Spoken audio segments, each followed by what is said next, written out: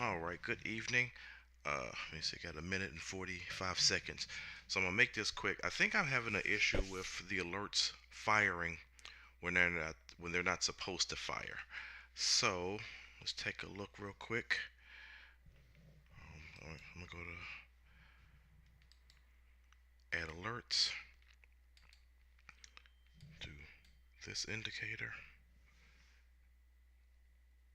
any function, and I'll hit create. And I'll unpause it right before it fires. All right, three, two.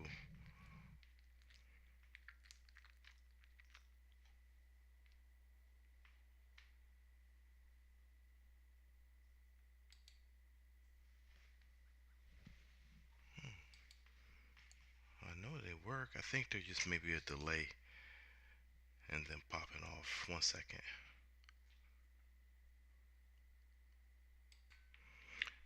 All right, there it is. I don't know what made it take so long to fire, but okay, they're working. All right, so next, let me go ahead and delete these from the log.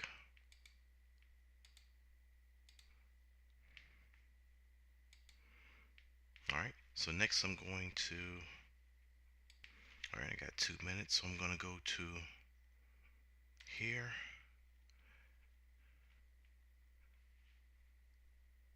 Timer for 18 to 20, which is 6 o'clock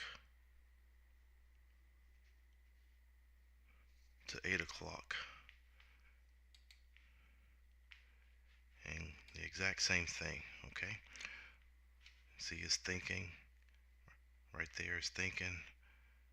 Should be done in a second. All right, so now I'm going to add alert. There it is, any function. Hit create.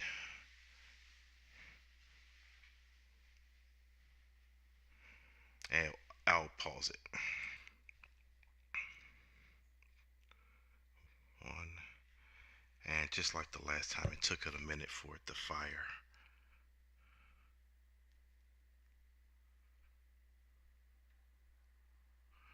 I'll pause it and come back in about a minute. All right, there it is.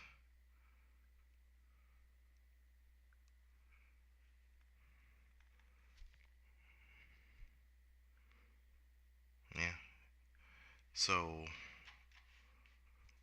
maybe I'm doing something wrong. Let me show you my settings.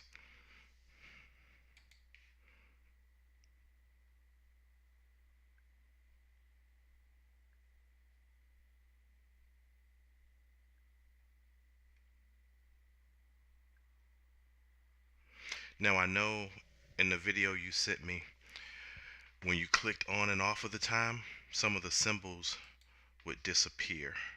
So let me show you that. Okay, so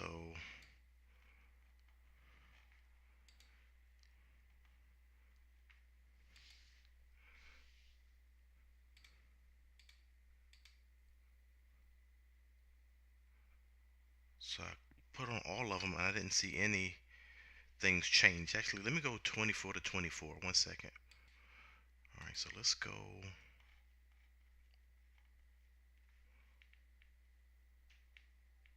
30 to 20 or 23.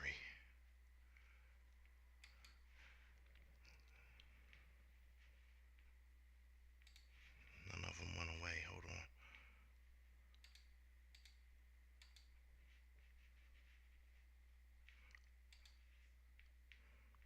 Yeah, see, none of them really went away. So once we get that going, here's the next thing. In one of your previous emails, I appreciate the problem solving that you do. You mentioned putting in a fictitious number for the spread. Well, I'd like to revisit that. 1 second. Okay, what I would like to do is I'll come over to the Oanda site, find what the spread is. Right here it tells you typically excluding 5 to 7, which is when I don't want to trade. That's the spread. Okay, so what I would like to do is come down. See, there goes again. But I said it during the time that nothing was supposed to be popping off. So let me click on this alert. Either way, yeah, you saw I already said it. But no, what I would like to do is come down here, excuse me, and put in that spread. And the spreads are going to be different for each pair. So I would like to put in a spread, put in this one spread, put in this spread, put in this spread, and so forth and so forth. So that way, every time I look over here, the spread was taken into account.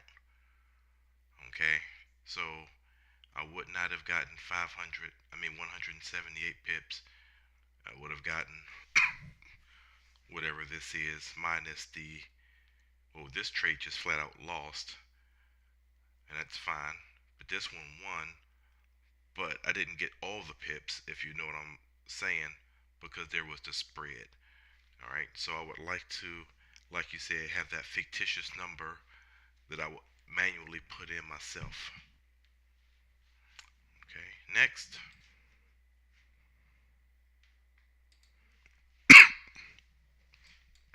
Okay, so next thing,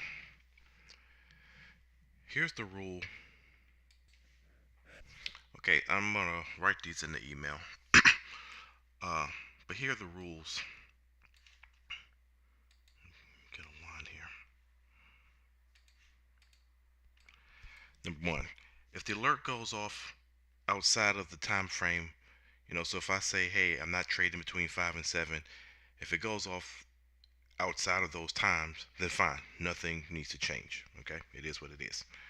Now, here's two other scenarios. Let's look at A.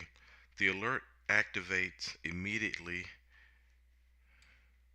if the price, okay, so here's the signal right here. This is when it should have went off.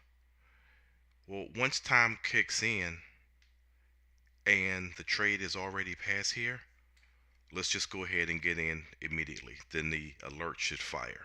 Okay. B, if the price has dropped or retreated, let's look at this. So the price is supposed to go here. Well, when it's time for the alert, it's say from 5 to 7. When it is time, well, if price action no longer meets the criteria, then no, I don't want that signal. That signal will fire once it hits price action again. So here's what I'm seeing.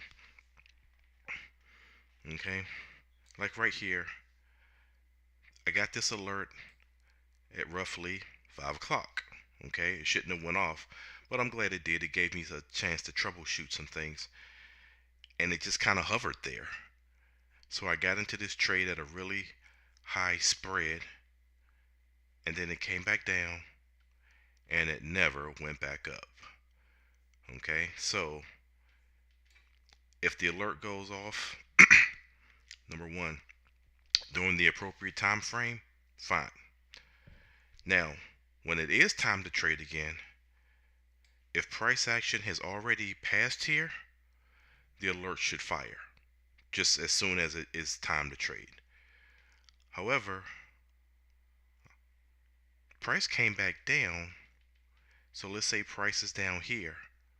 Well, I don't want to jump right in. I want the alert to fire once it crosses this signal, this threshold right here. Okay, here's another example.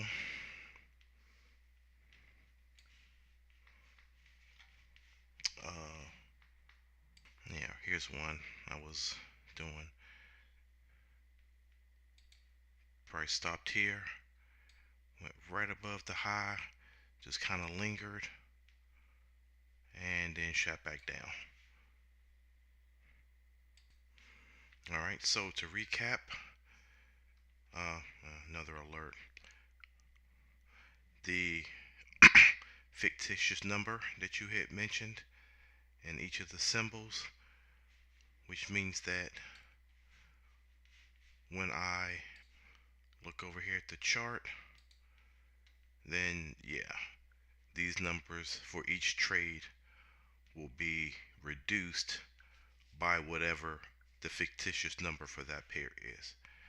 And two, once we get the alerts functioning properly, or maybe it's me, typically whenever there is an issue, it's always user error on my part.